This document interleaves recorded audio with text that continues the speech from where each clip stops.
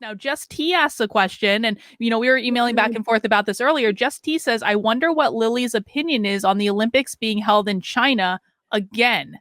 They just held them a few years ago." I know you have opinions about this, Lily, because you were talking about it on Fox News this morning. Right, I get up at 4 o'clock, talk about this. I say I have not watched one Olympics. I will not turn on ABC because I believe that and those work big corporations and talk about social justice.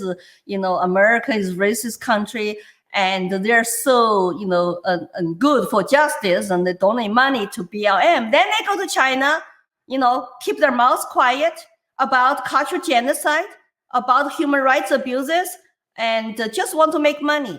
It's like they put their the money profit above their principles. So I don't want to watch it. I don't want to give them any attention, any money. And I think this is total propaganda show. China is losing lots of money to host this Olympics, but they wanted to do this because they want to show the world how wonderful China is. They have zero COVID policies. So if you are test positive now as a foreign athlete, you can be quarantined for 18 days or more and eat very little food and very not very good conditions. And when you complain, and the Global Times, which is the official Twitter account of Chinese government, to say, human rights is a privilege. You shouldn't complain, and so they even don't understand what is Western concept of human rights, because they have treating their own citizens just like one of the robots or one of the animals. They're not human beings with dignity. And when they got locked down, Xi'an people, 13 million for 21 days, and the people were hungry, did not have enough food. And if you're government officials, you got to deliver food to the door first. I saw this grandma's remind me of my mom's age and was begging to go shopping, get the food. So we're hungry. And then crying, just bring me back of the horrible memories when my mother had to beg for salary increase under one party. Everybody worked for one party state, right? She didn't get the increase anyway, but I was so humiliated when I heard that from my dad. And my mom is different from my personality because I'm like my dad. I will never beg. I remember when it was a while ago. I don't remember what year it was, but the Olympics, the Summer Olympics were in Beijing. And I remember watching the Chinese women in the gymnastics competition win the team gold medal. And we were joking with my friends. We're like, oh God, thank God that China won because they're going to be allowed to stay in the country now. They're going to be okay. They're not going to get thrown into a camp somewhere. Thank God they won. They have their honor. And, that was a joke. But it's kind of not a joke, is it? Because I've been seeing stories about the Chinese figure skater who came in last place, who has been denounced all over the place. I heard this morning, and I haven't looked into this, but I saw a headline about the Uyghur participant that held the torch for the Chinese team, that they made this big show of, look, we're now putting Uyghur Muslims in concentration camp. They're carrying the torch. But I heard this morning, and I think it was from Jack Posobiec, that person has now disappeared. They don't know where they are. And so does any of that surprise you, given your experience? Nothing surprise me. People just need to know through this Olympics the true color of Beijing regime. They will not let the reporters go wherever they want to go. And they put on this great show to glorify China economy and even say, look, we have Uyghurs here. We're not committing cultural genocide. We don't have a concentration camps, which is totally, lying.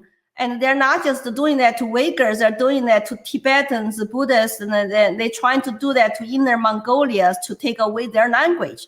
And so their kids only speak Mandarin, because the Mandarin basically is an official language of China. And 95% of Chinese are Han people, which is biggest dynasty in China history. So Han people, Chinese people call themselves Han. So they have this dominance over about 50 minority groups, which have different culture, different language, different arts, and different songs and music. And China always put them together selectively, put the people who either support them together or they're used to glorify their regime, where all other people are suffering. They never show that. And they tell people to stay home. And the factories got shut down probably 1 or 2 months before the Olympics in order to clean the air. And Oh, wow. yes, and the people say, well, people already suffering. They lose their livelihood, and they cannot afford just low pay. I'll go home for long Chinese New Year because we're gonna have Olympics and no cars driving, no factories burning, and keep the air clean. It's all for the show. China economy is pretty weak, and right now, I think that when you look at how they treat the foreign athletes, how they treated foreign reporters, and how they will track you if you take your own cell phone to China, and what they do when they test you, who knows? They might like to collect your DNA, do research. Wuhan lab survey now is no longer a misinformation, and so that tells you that I think after this Olympics, people will realize, that what kind of true color Beijing has.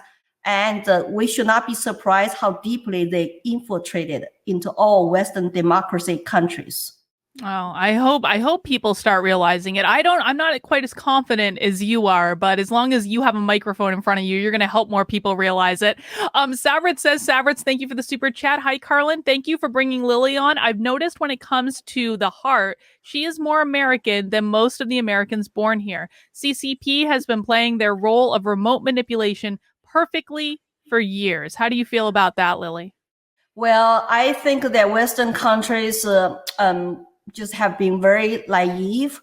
They thought if China joined the World Trade Organization and they had economic reforms opening up, which has support to make China economy better, people's life better, and then China will become democracy countries. No, if you do not get rid of one-party dictatorship, and all their leaders are not elected by the people, they are appointed by party officials, and they control all the media and press.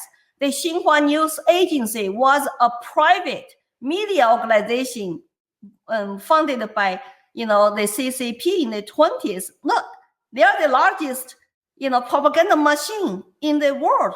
So you don't have a free speech, free press in China at all. So if we don't have fundamental political reforms and just, we're going to give you a little bit better life, so you can have nice condo, nice cars, even have your own private company, but you have to subject to one party control.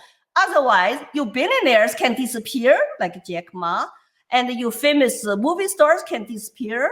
And then lots of billionaires now are very quiet and stay low profile. And they were made to donate lots of money to charity to help Xi to accomplish his goal of common prosperity. Xi is taking China going backwards to more state enterprises, more socialism, and because I think he really wants to be Mao, and he has a little red app. It's called Xi's Xi Jinping Thought, but it's inside of Mao's little red book, and like little book you can hold to the chant. Now it's on your cell phone. It's called red app. Really? They have an app now? Yeah, you have to study that app to pass the test for you to get inside the party promotions. So everybody has to study. If you're a party member, you want to get promoted. And it's on university campuses. It's called the Xi Jinping Thought School. No kidding. No, it's not called Thought School. Yes, it is. Wow. And when I was in China, the thought crime is real. And just think about today's cancel culture. If you let it get that news, it will destroy America because they destroyed. The Cultural Revolution destroyed age-old and Chinese culture, art, relatives, and traditional values of family, of compassion. None of that. Today, China is like adopted, basically embraced a foreign ideology called Marxism, communism, and then they wanted to accuse Americans. Your racism, is a terrible issue in your country. It's like, we don't have problem here, China.